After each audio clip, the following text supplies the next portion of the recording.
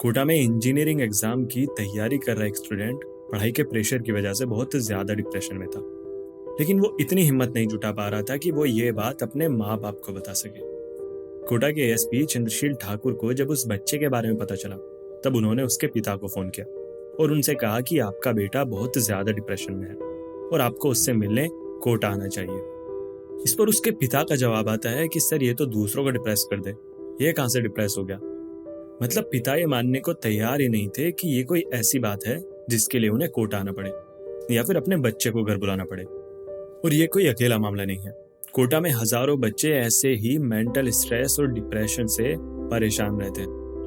और जब इनमें से कुछ बच्चे इस डिप्रेशन से बाहर नहीं निकल पाते, तब उन्हें अपनी जिंदगी खत्म कर लेना ही सबसे आसान रास्ता दिखाई देता है। कोटा में इस साल अब तक 27 स्टूडेंट्स सुसाइड कर चुके हैं और अभी साल खत्म होने में 2 महीने बाकी हैं। लेकिन ऐसी क्या वजह है कि एक बच्चे को अपने माँ बाप को अपनी परेशानी बताने से ज्यादा आसान सुसाइड करना लगता है, और क्यों इन सुसाइड्स के लिए पढ़ाई से ज्यादा माँ बाप ही जिम्मेदार है? आइए समझते हैं। कोटा राजस्थान का तीसरा सबसे बड़ा शहर है और इसे इंडिया का कोचिंग हब भी माना जाता है। यहाँ पर सैकड़ों ऐसे कोचिंग सेंटर्स हैं जो इंजीनियरिंग और मेडिकल एंट्रेंस एग्जाम की तैयारी कराते हैं। यहाँ हर साल 2 से 2.5 लाख स्टूडेंट्स पढ़ाई करने के लिए आते हैं। अब ये ज्यादातर वो स्टूडेंट्स होते हैं जो 10वीं और 12वीं तक बहुत अच्छे मार्क्स के साथ पास होते आए हैं, अपने कॉलेज को टॉप करते हुए आए हैं।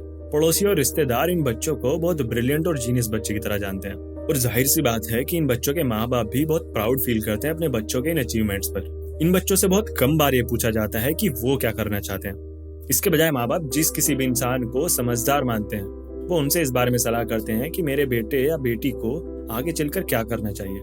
इन माँ बाप की नजर में अपने जीनियस बच्चों के लिए इंजीनियर, डॉक्टर और आईएएस के अलावा और कोई नौकरी ही नहीं होती। वो अपने बच्चों के सहारे वहां पहुंचना चाहते हैं जहां शायद वो कभी खुद नहीं पहुंच पाए, और इसमें कोई भी बुराई नहीं है जब तक कि बच्चे भी वही चाहते हो।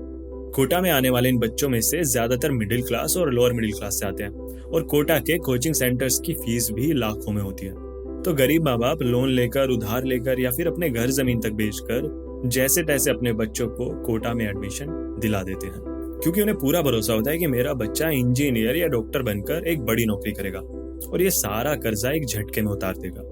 अब वो बच्चा जो अभी सिर्फ 15 या 16 साल का है, उसके दिमाग में हमेशा यही चलता रहता है कि मेरे माँ बाप ने कितनी मुश्किल से मुझे यहाँ पढ़ने भेजा है, अब तो मुझे कैसे भी करके इंजीनियर या डॉक्टर बनना ही है। और यही है इन बच्चों के मेंटल स्ट्रेस का सबसे पहला और सबसे बड़ा कारण।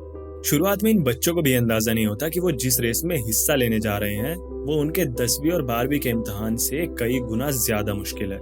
कोटा के ज्यादातर कोचिंग सेंटर्स में एडमिशन के वक्त एंट्रेंस टेस्ट लिए जाते हैं, और कौन स्टूडेंट्स कितने मार्क्स लाता है उसके हिसाब से उन्हें अलग अलग बैचेस में रखा जाता है। ज्यादा मार्क्स लाने वाले बच्चों के लिए अलग बैच और कमजोर स्टूडेंट्स के लिए अलग बैच। ऐसे में जब कोई बच्चा दिन रात मेहनत करने के बाद भी अच्छे मार्क्स नहीं ला पाता और लगातार उसी कमजोर स्टूडेंट्स वाले बैच में रहता है, तो वो और ज्यादा डिप्रेस होने लगता है, क्योंकि जब मेहनत का कोई असर नहीं दिखाई देता तब हम में से हर कोई डिप्रेस होने लगता है। इसके बाद कोटा में ज्यादातर स्टूडेंट्स के पास रहने के लिए सिर्फ एक छोटा सा कमरा होता है। यहाँ ना उन्हें वक्त पर खाना देने के लिए, उनके कपड़े धोने के लिए उनकी माँ होती है, और ना ही उनके वो दोस्त होते हैं जिनके साथ उन्होंने अपना पूरा बचपन बिताया है। यहाँ दोस्ती के नाम पर सिर्फ कंपटीशन ही मिलता है। इन स्टूडेंट्स का पूरा दिन कोचिंग सेंटर्स में अपने रूम पर पढ़ने में ही बीत जाता है, और लगातार किसी एक ही काम में लगे रहना एक हेल्दी लाइफस्टाइल के लिए बिल्कुल भी सही नहीं है, फिर चाहे वो खेलना हो, खाना हो या फिर पढ़ना। इसके अलावा इन कोचिंग सेंटर्स में वीकली टेस्ट भी होते हैं, और जब कोई स्टूडेंट्स लगातार मेहनत करने के बाद भी अच्छे मार्क्स नहीं ला पाता तो ये डिप्रेशन और ज्यादा बढ़ने लगता है। और ऐसे में दिमाग पढ़ाई में नहीं बल्कि इस बात पर लगा रहता है कि अगर मेरी अच्छी रैंक नहीं आई तो मैं पेरेंट्स को कैसे फेस करूंगा। और इसकी वजह यही है कि वो बच्चा जिसने कभी अपना कॉलेज टॉप किया था वो शायद इस इंजीनियरिंग या मेडिकल फील्ड के लिए बना ही नहीं है, और ना ही उस बच्चे में इतनी हिम्मत होती है कि वो अपने माँ बाप से कह सके कि मैं यहाँ पढ़ाई नहीं कर पा रहा हूँ, आप मुझे घर बुला लीजिए। मेंटल स्ट्रेस या डिप्रेशन की सबसे कमाल की बात यह है कि जब तक हम खुद इसे महसूस नहीं कर लेते तब तक हमें यह अंदाजा ही नहीं होता कि ये कितना खतरनाक हो सकता है। माँ बाप कभी ये मान ही नहीं पाते कि मेंटल स्ट्रेस या डिप्रेशन जैसी कोई चीज भी होती है, और ना ही वो ये मान पाते हैं कि शायद उनका बच्चा इस इंजीनियरिंग या मेडिकल फील्ड के लिए नहीं बना है। और जब कोई बच्चा हिम्मत जुटाकर अपने माँ बाप को ये बताता भी है कि मैं बहुत ज्यादा डिप्रेशन में हूँ और पढ़ाई नहीं कर सकता, तो इसे ज्यादातर पढ़ाई से बचने का एक बहाना मान लिया जाता है।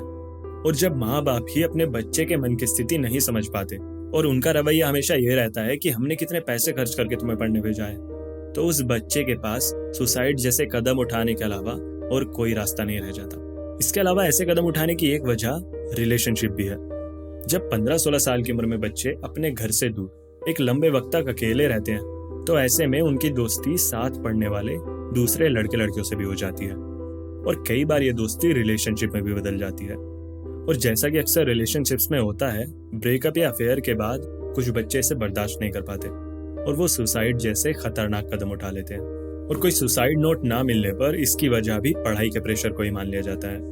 इसके अलावा कोचिंग सेंटर्स, हॉस्टल और पीजी ओनर्स भी इसके लिए उतने ही जिम्मेदार हैं जितने की पेरेंट्स, क्योंकि ना तो कोचिंग सेंटर्स और ना ही पीजी ओनर्स इस बात पर ध्यान देते हैं कि उनके यहाँ पढ़ने वाला बच्चा किस मेंटल कंडीशन से गुजर रहा है। कोचिंग सेंटर्स का पूरा ध्यान सिर्फ उन बच्चों पर रहता है जिनके टॉप रैंक लाने के चांस सबसे ज्यादा होते हैं, और जो बच्चे पढ़ने में कमजोर हैं और स्ट्रेस में हैं, वो लेफ्ट आउट फील करते हैं। उन्हें लगता है जैसे वो कभी कुछ कर ही नहीं पाएंगे, उनकी जिंदगी में अब कुछ रहा ही नहीं है। ऐसे में अगर उनके टीचर्स और पेरेंट्स उनसे बात करें और उन्हें ये समझाएं कि कोई फर्क नहीं पड़ता कि तुम्हारी अच्छी रैंक आई या नहीं, शायद इस पढ़ाई के अलावा कुछ और ऐसा होगा जिसमें तुम बहुत अच्छा कर पाओगे, तो 100% उन बच्चों का आधे से ज्यादा स्ट्रेस एक झटके में खत्म हो जाएगा। क्योंकि अगर कोई बच्चा मेहनत करके फेल भी होता है तो अपने साथ एक ऐसा एक्सपीरियंस जमा कर लेता है जो शायद टॉप करने वाले बच्चों के पास भी नहीं होता, और ये एक्सपीरियंस किसी ना किसी तरीके से जिंदगी में उनको बड़ा बनने में जरूर मदद करता है। तो अगर आपका बेटा या बेटी या फिर कोई दोस्त कोटा जैसी जगह पर अकेले रहकर पढ़ाई कर रहा है, तो हफ्ते में 1-2 बार उससे जरूर बात करें। वो पढ़ाई या किसी और वजह से किसी भी तरह के मेंटल स्ट्रेस या डिप्रेशन में तो नहीं है, इस बारे में खुद भी पता करें और कोचिंग सेंटर से भी जानकारी लेते रहें। और अगर आपको लगता है कि वो किसी भी तरह की परेशानी में है, तो या तो आप उसके पास चले जाएं या उसे अपने पास बुला लें, क्योंकि ऐसी पढ़ाई करने के बाद कितनी ही बड़ी नौकरी क्यों ना मिलने वाली हो, वो जिंदगी से बड़ी कभी नहीं हो सकती।